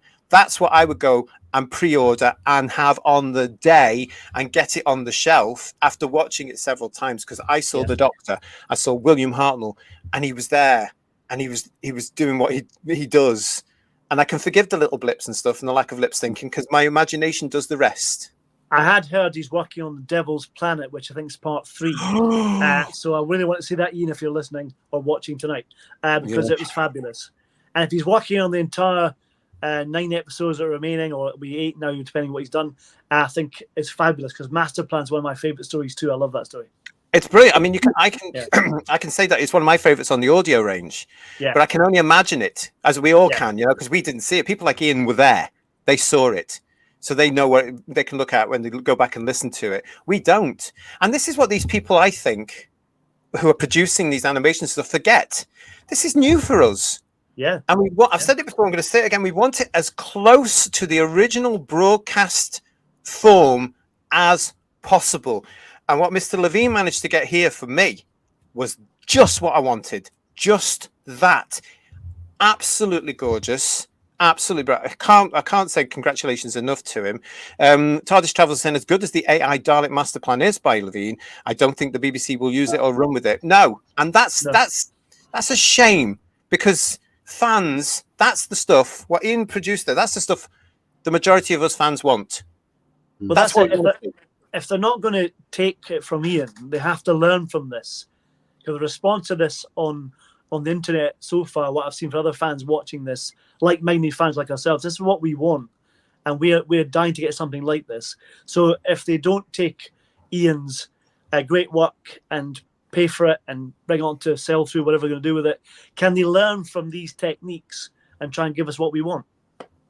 Well, if they're looking at all this experimentation, and this, you think we planned this, wouldn't you? But that's what we're talking about AI for now, because they're looking at, the BBC have said they're looking, as we've just discussed, about AI to promote the original series. Why bother? Why bother doing that when it doesn't need promotion, really? Because we all know it's there. Some of us go to bed quoting lines from 1967 or 1974 or 1983. Some of us have the tracks, the soundtracks in our heads constantly. That's what being a fan is about. So why and to whom? And I know it's the mythical new audience. That's all they'll be doing it for.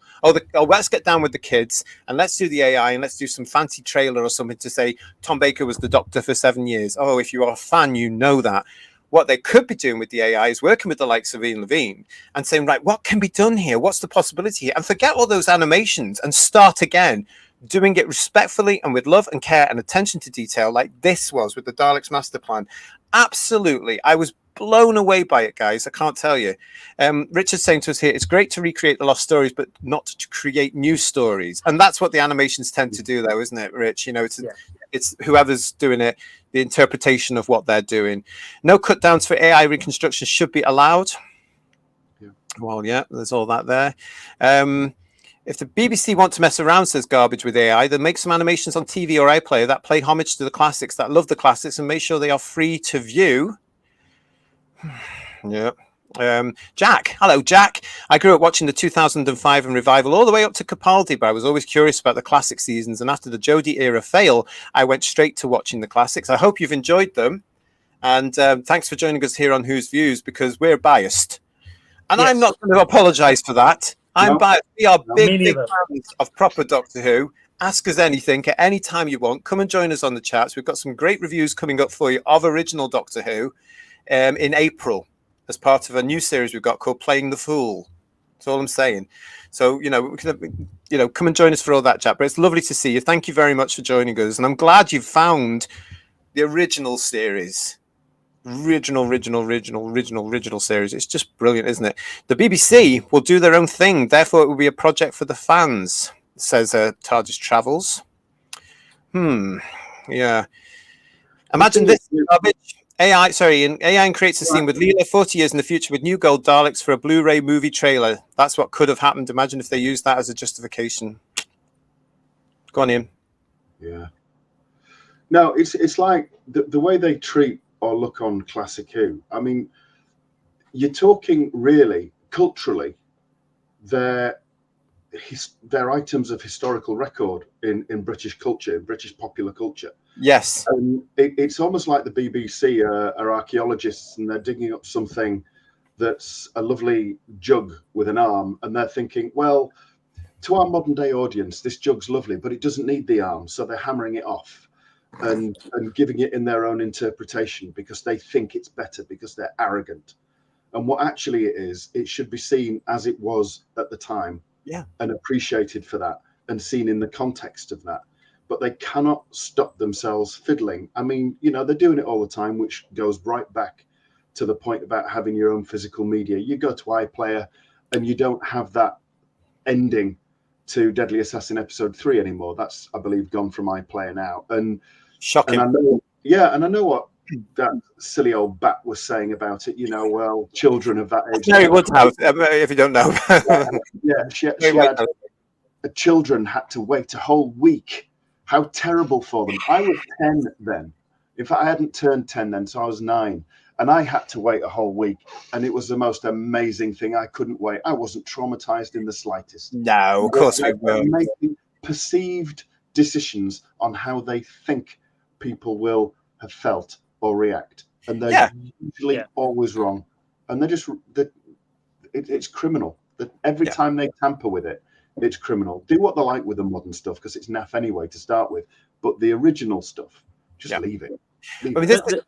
They have taken censorship above and beyond, haven't they? These people in show business should stop deciding what's right for us to watch and let us as individuals decide. We have the power of an off switch. If we don't like it, like we did with the Star Beast, we'll turn it off the next week. It's as simple as that. We won't go back to it.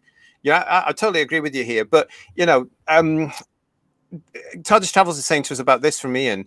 It's going to be as close to the original, to the Dalek master plan, as they're going to get, and this could be the way forward. It absolutely could, and that's what I got about this as well. As I say, when I opened up the link that Ian sent us at the weekend, and I looked at it, I mean, I immediately sent it to you guys, didn't I? I sent it to all the teams to say, you've got to look at this. It was just, for me, and I don't understand all this AI stuff. And quite frankly, I'm not really prepared to. I'm quite happy living in my bubble of how I was brought up. I'm quite happy to do that, you know. But when it came to that, I thought, this is clever. And I would buy it. I would buy that. I want that. I want more of that. Richard is agreeing with me. I would gladly purchase these, said Richard. Yeah, absolutely. There is a market there for quality like this, which hits us as original fans, Paul. I want to say thanks to Jack. This is why I like things like this, and people like you guys. You are being real, and I don't feel like we get that now. You'll get plenty of it here, mate. And as I always say, grab your helmet sometimes. Bear that in mind. When I found out in 1982 there was so many missing episodes of Doctor Who, I was heartbroken. This has given me faith that you might get them back. Maybe not quite exactly as they were, but damn near it from the way this is going. And this has really fired my imagination to think this could be the way forward, fingers crossed, to resurrect the missing episodes. Imagine Marco Polo, Power of the Daleks, Fury from the Deep, what are we going to get? But having these actually brought back to life. Would be fantastic, wouldn't it? It would be fantastic, but you know, every time somebody mentions Marco Polo, as Bedweir will attest to, and as you probably would have seen, I do actually get frightened, because if they come up with something like Marco Polo and it doesn't look like I've seen it on those beautiful pictures or like on the audio soundtrack or as it is in my head, I'm going to be miffed. If they come up with something like the Celestial Toymaker animation for Marco Polo, I will really lose it. You know, I'm halfway there, or well, actually over halfway there with this sort of thing. But that one, I mean, what Ian has provided here is an example of the means. And I said it before, I'm going to say it again. It's the nearest to the broadcast quality of the day. And when you've got somebody like him as well, he's not going to edit things out because he's pandering to an audience that's going to say, oh, that might be offensive. You know, that might be offensive, or this could be offensive. Oh, that happened in 2022, so we'll just add that in because we can. No. Yeah. Present it the way it should be, the way we want it, and I guarantee you, we will buy that. There's an audience there for untampered, as near to broadcast quality as possible Doctor Who. from the 60s. Yeah, you're right. You won't touch any of it. You won't change it. It's going to be accurate as it possibly can be. And if you have to pander to people thinking they can't watch stuff that's made in the 70s or the 60s, just slap a sticker on the front of it, like they do on all these channels that show albums, or what they show on old TV channels when they show, like, I think it's old sitcoms or old films. Just put a disclaimer at the front of it, and watch it if you want to. If you don't watch it. That's fine. Yeah. Don't be offended on our behalf. For all you kids out there who weren't around in the 90s, you would get certain CDs, and it was still new, a CD back in those days, and certain albums from certain artists would come out with a warning label on the front of it. It doesn't happen anymore now. And sometimes now I wish it would, because I'm suddenly listening to some of these new artists and then the F word comes in. I have a radio show. I can't use that. I can't use it. And I just, get out, you've wasted my time. Why are you doing that? So sometimes I wish they would put that parental advisory label back on in whatever format. But you're right, Paul. They could still do it saying, if you are of a nervous disposition, this 1966 episode of Doctor Who may scare the hell out of you and you may be offended by it. And then there's the choice of not buying it, isn't there? And that's what it's all about here. It's the choice.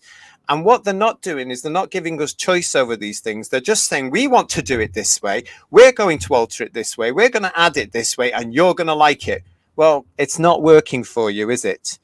And I just, again, going back to the Daleks master plan that Ian has done here, that Mr. Levine's done here, and the animation that he sent us as well. He sent us the link to his animation as well, didn't he, guys? I was just like, this keeps me, and I'm sure a lot more, this would keep us happy. I would absolutely buy it. I can't reiterate that enough. The BBC, you're missing a trick. BBC Studios, you're missing a trick. Darren is saying to us here, I suspect that the BBC don't want to get involved with this project as they don't want any distractions from the shiny new Who. The problem is, Darren, that they know that original Doctor Who outsells new Who. And that's true. Look at the season box set collections. They sell out twice over, once as a limited edition, and then several months later as a standard edition. And if you look at the charts, they get to the top. Well, a lot of them will get to number one immediately for a couple of days, right? And then the standard editions can do that as well, depending on what Hollywood, I was going to say Hollywood blockbuster. Those days are gone. But whatever else is available at the time, they usually tend to get into that. So the BBC do know that original Who will sell. So if they can get these things out to us again, by God, they will. They'll start all over again, won't they, Paul? Oh, they will. And it seems such a long time since we had a box set. Monday, 18th, season 15. It was September. September was the last time season 20 came out, wasn't it? So it's been a long time. Yeah, it has been a long time. And I'm still looking forward to the standard edition of 22, which is on the way as well. Ian's Mission to the Unknown animation is also a great watch, says Woodhouse 122. Yes, it is. And again, if he comes across this, thank you very much, Mr. Levine, for sending us the links. Really, really appreciate it. Myself and the team know that.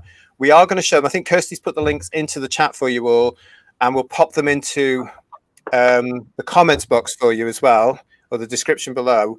We'll get that there for you as well. So if you haven't seen them, you can go and look at them. They're really, really good. Fantastic. But it just show you again the AI side of stuff, guys. There is something there about this, isn't it? You know, if the BBC are going to experiment with the social media, is that a way for them to be able to say, oh, we can also do this, and yet they're still aware of what Ian's doing? Yeah. I think it's highly likely that if the BBC ever went down this route, and if it was faithful to the originals, then it'd be the right route. But I think if they decided to do that, they would first try and shut Ian Levine down from doing this, block all access to seeing it, and then do their own version. That they ain't the kind of people for collaboration, sadly. I think sadly what they would do as well, they wouldn't be completely faithful. They do what JT said. They cut out all the so-called offensive bits to make it fit to the modern audience, which is a shame. Well, look what they did with that version of, what was it, The Abominable Snowman. I haven't watched it. The only bits I watched were the bits that you guys told me about, you know, the bit with Fraser and stuff like that, the nice little documentaries and the drone footage, and that was nice. That's all I've watched. Yeah. Because of what they did. Oh, it was absolutely ridiculous that in the 60s they didn't diversely cast or whatever you call it now, blah, blah, blah, blah. So we've done it in the cartoon. Well, it's not the actor you're showing there. It's like what Bedwe was saying about the Celestial Toymaker. Our beautiful actress, Carmen Silvera,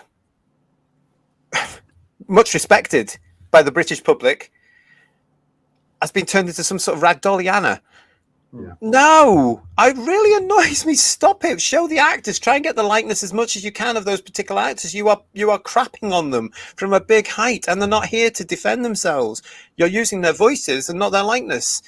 Doesn't sit with and me. they can do it. There's many artists who can do it. You put a lovely piece of artwork of the toy maker that Paul did.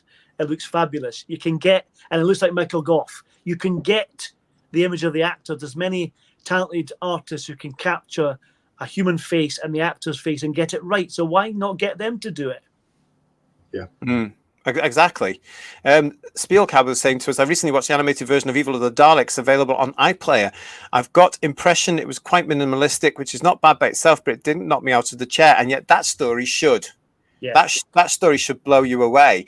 But again, with this AI thing, as Mr. Levine is pointing out, that could be available to blow us away. You know, I get so frustrated. Do you guys? Oh, yeah. Definitely. I wish the BBC would get some. They need a minister for common sense at the BBC. That's what they need. We should apply for the job. Well, the problem is, I think you have to be on the good list. Yeah. Not you have to be part of you have to be part of the network, don't you? You have to be part of the tick box brigade who will bend the knee and say, yes, we're all lovey-dovey together. You have to be part of that because the ideology. Yeah, there's nobody else here and gets the chance, do they? I mean, you've got all this stuff that Mr. Levine's doing now, and for the what I'm going to say is being possible historical reasons and all this sort of stuff as well. They're not even prepared to look at it. No. You know.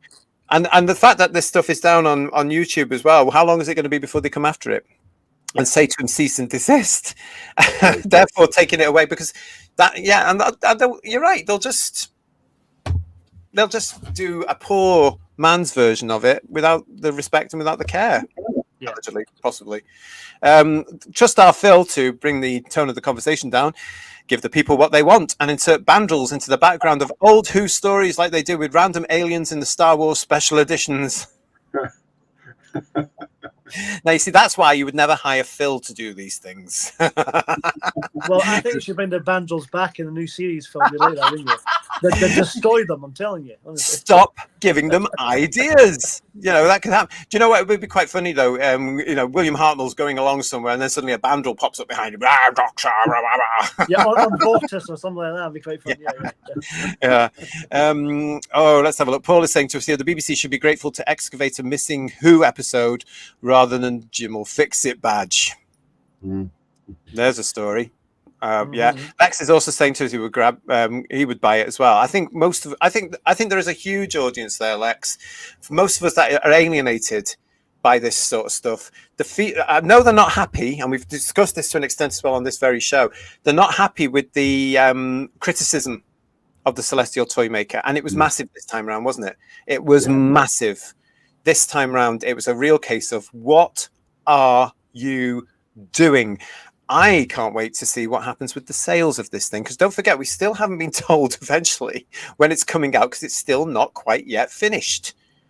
It's all been badly timed and badly put out there as well, isn't it? And I know certain people will get very annoyed with me for saying all this now, but that's it. That's how I see it. And this show is all about our opinions. The audience for Classic Who, says Garbage, is still there. That's why the DVDs and Blu-rays still get to #1, and New Who struggles. It certainly does. I mean, who noticed the fact that the the Church on Ruby Road came out on Blu-ray and DVD a few weeks ago? Exactly. Another tumbleweed moment. But it came out. It was released in the UK just a few short weeks ago. Disappeared, sank without a trace, with that bloody awful cover. As you said, I was going to say, we will get the rest of the missing stories animated really badly till they've done them all, and then they'll pause for a bit.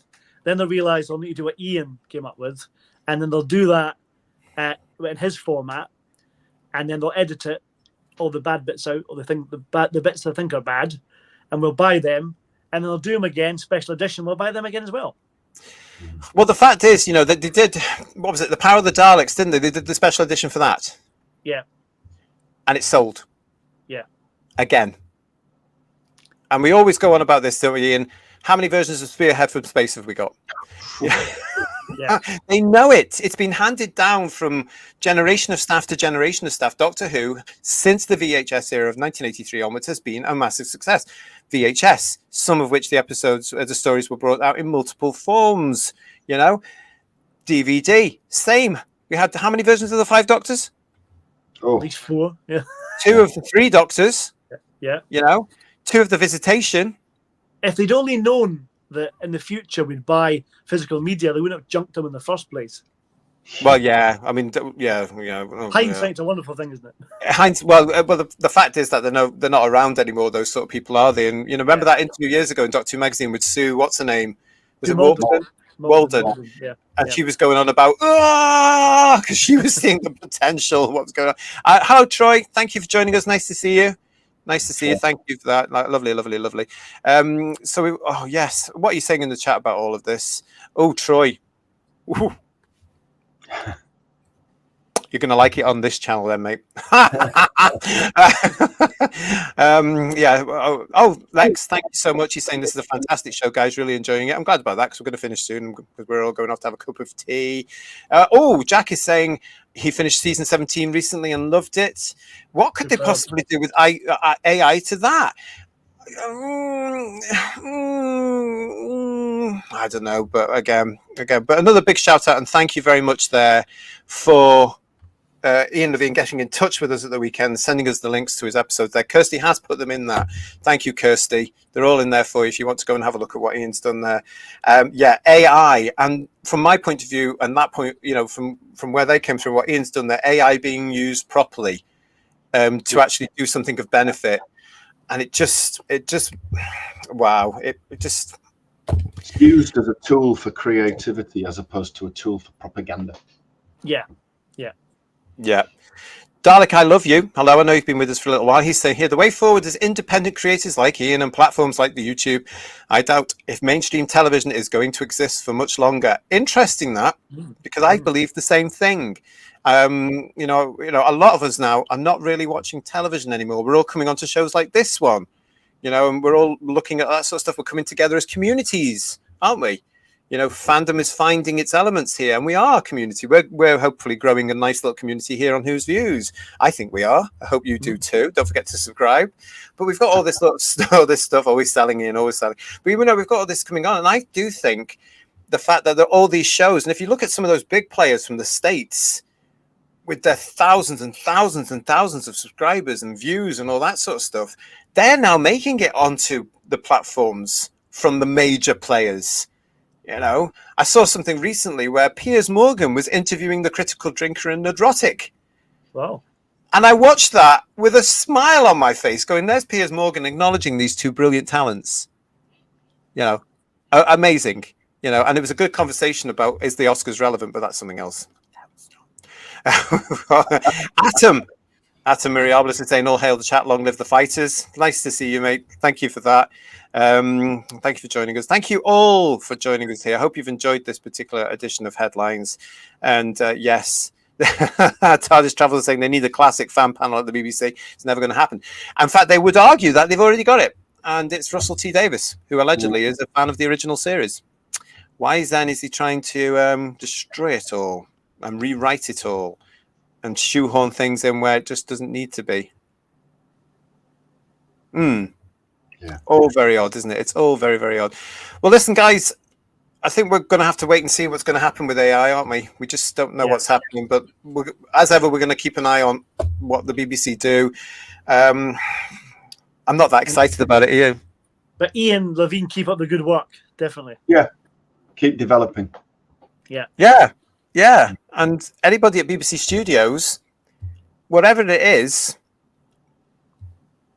maybe grow up a bit. Surely there must be some business aspect here. I don't know. I can't comment too much because I'm not fully aware of the whole thing. It's been going on for years, as far as I can see. Yeah. but you know, maybe just be a bit mature. Have a coffee. I think that's asking a lot. It is. I'm just thinking that as I'm putting the sentence again, thinking I'm asking an awful lot of here from certain people. Are I really about? Is that going to happen? But it would be. Oh, okay, right. So, timescales is saying to Celestial Toymaker is already being done again in AI assist restoration. Troy is telling us he doesn't own any new Who merchandise. Wow, you were really good, weren't you? You know, I fell for that one as well, as you can see from behind me. Woodhouse 122. Some of the latter animations are pretty poor. The Underwater Menace is laughingly bad. Yeah, it's not. I haven't got that yet. It's not great. No. Oh, it is a shame, though, isn't it? Because here we are, as fans, and again, I'm going to say it again. What they've done, what the BBC studios have done now, is forgotten what the animations were supposed to do. They were supposed to present us with as near to, damn it, episodes of those beautiful classic British television history episodes for us as classic fans to buy and put on our shelves with the others. And that's what those animations were done. The Moonbase, the Invasion, the best two to this day that have been done from the commercial side of it, in my opinion. I don't know. Great. No, that's fair. Yep. That's fair. Quality releases, those two. They are. So early on in the range as well. They really did peak early, didn't they? Yeah. Yeah. Oh, man. I'm depressed again now, everybody. I just think of all this potential and what they were supposed to do. I remember being so excited when with the Invasion and the Moonbase. Going, oh my God, this is really good. Yeah. This is going to be great. We're going to get to see episodes. They're quite respectful. It's going to be nice. Yeah. And now look where we are. No, Woodhouse 122. No. You can never do that. No. This is not the RTD era we're talking about. Oh, I'm sorry, that's highly rude, but I really don't care because it's quite fun. So yeah, we sitting on it. Paul, we love you too. Thank you very, very much. Nice to have you all there. So thanks very much. Listen, everybody, we're gonna wrap it up now. It's great to see you all. Now, again, I'm going to do some plugs here. Don't forget, this Saturday we start with our celebration of the Peter Cushing Dalek 1960s films. Come and join us. We've got a tribute to the legend himself, and I am going to use that word because he was a British acting legend. Peter Cushing. We're going to be looking at his work, some of his work, because the catalogue was massive. We're going to be looking at some of him. We're going to be gushing about Peter Cushing, and then we've got reviews coming of Doctor Who and the Daleks, the film, and Daleks Invasion 2150 AD, all coming for you as well. And that will take us into April. And also, keep an eye on this channel this Friday on the 15th at 7:30. That's all I'm saying. But come and join us. Friday night, 7:30. That's all I'm saying. So, from myself, from Third Doctor Ian, from Paul, from Kirsty and Garbage in the chat, thank you so much for that. Guys, hope you've enjoyed the show. Thank you very much as ever. Thank you very much. Thank you. Yep. And don't forget, everybody, please subscribe to the channel and hit that bell, because as soon as they drop a headline, we're going to be here to talk about it. We're going to be seeing you very, very soon. Friday, 7:30. We'll see you then. Bye, everyone. So when's that again? When's that? Friday, 7:30. Take care, everybody. We'll see you again very soon. Bye-bye. Bye, everyone. Bye-bye. Bye.